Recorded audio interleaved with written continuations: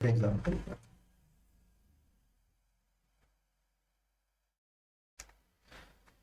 जी हाँ, ये तो बहुत छोटा सा एग्जाम्पल है, इसमें बहुत ज़्यादा कुछ है नहीं। इसमें आपको सिर्फ एक चीज़ पता होनी चाहिए, ये कह क्या रहा है। सबसे पहले तो ये जान लीजिए, एनसीईआरटी में या फिजिक्स में सिर्फ न्यूमेरिकल समझना ज़्यादा इंपॉर्टेंट है, करना आसान। मतलब समझ लो, अगर आपको न्यूमेरिकल समझ में आ गया कि क्या न्यूमेरिकल में कहना चाह रहा है, तो फिर आपको न्यूमेरिकल करने में कभी परेशानी नहीं आएगी।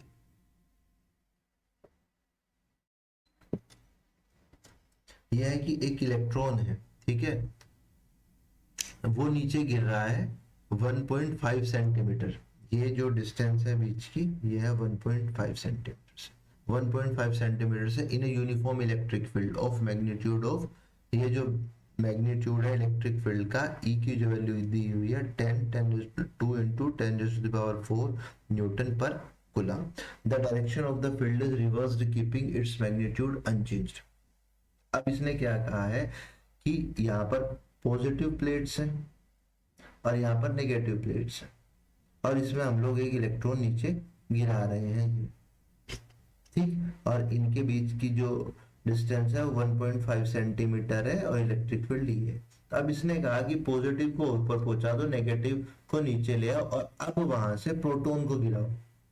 Keeping magnitude unchange and proton falls through the same distance. वापस 1.5 सेंटीमीटर की डिस्टेंस है, अब आप प्रोटॉन को गिराओ। अब कह रहा है कि कंप्यूट करो the time follow each case, कि इलेक्ट्रॉन को नीचे गिरने में कितना टाइम लगेगा और प्रोटॉन को नीचे आने में कितना टाइम लगेगा। अब ये कह रहा है कि फ्री फॉल अंडर ग्रेविटी, मतलब जी को आप इंक्लूड मत करो, आप जी को इंक्लूड मत करो, सिंपल बस इन दोनों का टाइम बताओ मुझे कितना आएगा। अगर प्रोटॉन गिर रहा है तब कितना टाइम आएगा, इलेक्ट्रॉन गिर रहा है तब कितना टाइम आएगा, ठीक है। तो ये जान लीजिए, मुझे टाइम निकालना है, मेरे पास डिस्टेंस दी हुई है, तो मैं यूज करूंगा s is equals to u t half a t square, ठीक है। u की वैल्यू क्या है, जीरो। u की वैल्यू जीरो क्या है, क्योंकि इलेक्ट्रॉन रखा हुआ है रेस्ट पे। u क्या है, इनिशियल जो आपकी वेलोसिटी है उसको u से डिनोट किया गया है, और ये इनिशियली क्या है, रेस्ट पे रखा हुआ था, तो u की वैल्यू है जीरो। तो s की जो वैल्यू है वो है half a t square. s क्या है, ये डिस्टेंस 1.5 सेंटीमीटर। जब सेंटीमीटर को मैं मीटर में कन्वर्ट करूंगा तो वो आएगा 10⁻⁻² metre half a t square. अब ना मुझे ए पता है ना मुझे टी पता है, ठीक है। इसलिए यहां तक आने के बाद मैं निकालना, मुझे फाइनली टी है, तो मैं इसको टी की टर्म्स में बना के छोड़ता हूं, मैं इसको टी की टर्म्स में बना के छोड़ता हूं, क्योंकि मुझे निकालना एट द एंड टी है। तो टी स्क्वायर की वैल्यू होगी 1.5 10⁻⁻²। ये 2 ऊपर जाएगा और ए आ जाएगा नीचे, और इसको मैं इक्वेशन 1 नाम देते हैं। यहां तक कोई परेशानी है तो बताओ। कुछ नहीं किया, s is equals to u t half a t square लगाई है इक्वेशन, हम सब जानते हैं, क्योंकि इलेक्ट्रॉन रेस्ट पे रखा हुआ है, वहां से फ्री फॉल अंडर ग्रेविटी हो रहा है, तो जब वो रेस्ट पे रखा हुआ है तो उसका जो उस टाइम वेलोसिटी, इनिशियल वेलोसिटी है, वो हम लोगों ने जीरो लिख दी, ठीक। तो ए निकालने का क्या तरीका है, अब मुझे ए निकालना है, मेरे पास ई है। अब सोचो, मेरे पास ई सिर्फ मुझे गिवन है, मुझे निकालना है ए। तो एक फॉर्मूला याद करो, क्या F is equals to m a होता है। अब यही एम ए है जब मैं इलेक्ट्रॉन की बात कर रहा हूँ, फॉर इलेक्ट्रॉन मैं अभी निकाल रहा हूँ ये टाइम, जो मैं पूरा टाइम निकाल रहा हूँ मैं लिख देता हूँ। ये हम लोग अभी के लिए टाइम जो कैलकुलेट कर रहे हैं वो कर रहे हैं फॉर इलेक्ट्रॉन, ठीक है। लेकिन क्योंकि यहाँ तक तो सब कुछ सेम ही आना है, तो यहाँ तक हमें कुछ भी करने की जरूरत नहीं है। फॉर इलेक्ट्रॉन हम लोग निकाल रहे हैं F इजिकल्स टू में, क्योंकि यहाँ पर जरूरत पड़ेगी किस चीज की, मास की, ठीक। अब मुझे एक बात बताओ, मेरे पास E गिवन है, तो यहाँ पे F की वैल्यू क्या होगी, क्या F की वैल्यू QE होती है। What is Q, Q is the charge which proton या इलेक्ट्रॉन हैव, और E की वैल्यू दी हुई है आपके पास। क्या मैं गलत कह रहा हूं, भाई मैं इलेक्ट्रॉन डाउनफॉल, मुझे इलेक्ट्रॉन गिराना है तो उस पर चार्ज गया 1.6 10 टू द पावर माइनस के 19, और इलेक्ट्रिक फील्ड का क्या है 2 इंटू 10 टू द पावर 4। तो मैं एफ की वैल्यू क्या ये लिख सकता हूँ, वैल्यू निकाल लिया मुझे यहाँ से ए की, तो ए आ जाएगा एफ बाई एम। एफ की वैल्यू क्या है 1.6 10 to the power 19 to 10 to the power 4, और वैल्यू ऑफ एम क्या आ जाएगी, इलेक्ट्रॉन का मास क्या होता है, mass of electron 9.1 10 raise to the power minus के 31 kg। ठीक है, कोई परेशानी हो तो बताओ।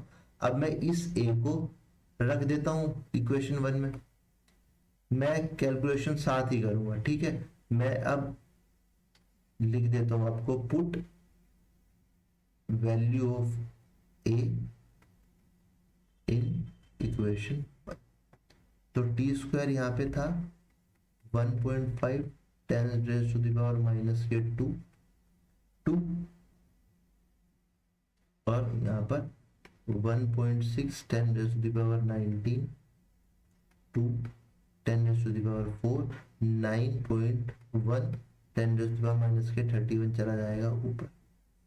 ठीक, यहाँ तक कोई समस्या है, कुछ समझ में नहीं आ रहा हो तो मुझे बताओ।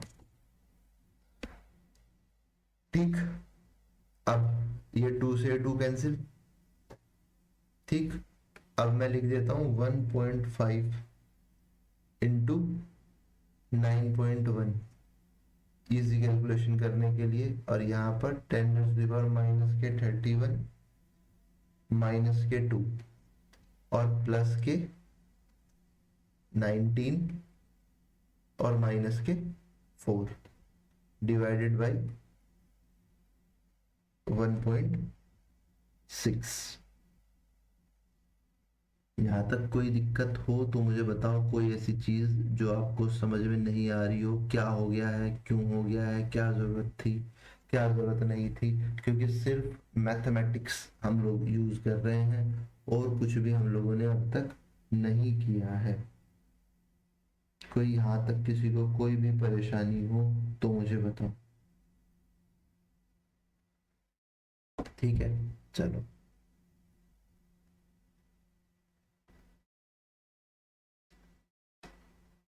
पॉइंट हटा दूं, ये पॉइंट हट गया। 15 1 जा 15 15 9 जा 135 और 1 136 divided by 16 10 raise to the power 33 और 4 37 में से 19 37 में से 19 जाएंगे तो बचेगा क्या, माइनस के 18। अब इसे सोल्व करो, क्या आएगा, 16 को कितनी बार, 16 से 136 कितनी बार जाएगा, 8 बार। 8 बार क्या होता है 128।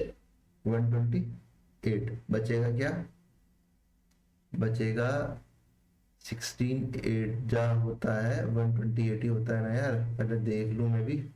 हाँ 16 8 जा होता है 128। अब बचता क्या है 5, तो 16 5 जा 80 10 मतलब आप बढ़ाना चाहो बढ़ा लो, कोई जरूरत नहीं है। मैं एक सिंपल ये वैल्यू आई है टी स्क्वायर, तो वैल्यू ऑफ टी आएगी, आप चाहो तो इसे 2 3 डिजिट तक बाद में लेके जा सकते हो, लेकिन मैं आपको बताऊं कोई जरूरत नहीं है, क्योंकि मैं तो अप्रोक्सीमेशन में हमेशा सोल्व करने के लिए आपसे कहता हूँ। अब अंडर रूट आएगा 8.5 10 टू द पावर 80। ठीक, 10 टू द पावर 18 बाहर आएगा तो ये तो सिंपल -9 हो जाएगा, इसमें तो कोई दिक्कत नहीं है। अब 8.5 आप ये बताओ, आप अंडर रूट 9 की वैल्यू क्या लिखते, 3, तो ये 9 से कितना कम है, 0.5 कम ही है ना 9 से, तो आप 3 से कम कोई भी वैल्यू रख दीजिए, 2.9 रख दीजिए, 2.8। सोल्व करोगे लंबा, अगर आपके पास टाइम है तो भाई कर लो। आप मुझे एक बात बताओ, यहाँ है 2.9 सेकेंड, अगर आप यहाँ पे 2.8 रख देते तो ये कितनी जीरो लगेंगी, इससे पहले 9 जीरो लगेंगी। अब 9 जीरो लगने के बाद वो 8 है 9 है, मुझे तो लगता नहीं कोई फर्क पड़ेगा। ठीक है, तो आप इतनी लंबी कैलकुलेशन आप कर, आपके पास टाइम हो रूट निकालने का तो निकाल लेना, अदरवाइज तो बहुत सिंपल सी बात है। मुझे पता है कि 9 का जो रूट होता है वो 3 होता है और ये 8.5 है, सिर्फ 0.5 ही तो कम है, तो 0.5 कम है, ठीक है भाई, मैं 3 से 1.1 कम लिख देता हूँ, सिंपल। आप चाहे तो 0.2 कम लिख दें, उससे कोई फर्क पड़ेगा नहीं, अगर आपके पास टाइम है तो आप कैलकुलेट कर लें। ठीक, अब आपको टाइम निकालना है किसके लिए, फॉर प्रोटॉन। जरूरत कहाँ पड़ेगी, सिर्फ जब आप मास की बारी आएगी, यानी कि F इजिकल्स टू एम में, तो वैल्यू ऑफ ए निकालने में। F की वैल्यू हम लोगों को पहले ही पता थी, what is the value of F, 1.6 10⁻19, जो इलेक्ट्रॉन पर या प्रोटॉन पर चार्ज होता है, दोनों पर सेम होता है, और इलेक्ट्रिक फील्ड क्या है, 2 10⁻4, सॉरी 4 ही है, ठीक है। और m क्या है, प्रोटॉन पर, प्रोटॉन का मास क्या होता है, 1.6 10⁻27 kg, ये 1.6 से 1.6 यहीं पे इसका काम तमाम कर दो, ठीक है। a की वैल्यू क्या आएगी, a आएगा 2, ये है 10⁻19 प्लस 4 प्लस 27, तो ये a की वैल्यू आएगी 2 इंटू 27, 27 में से 19 गए 8 और 4 12,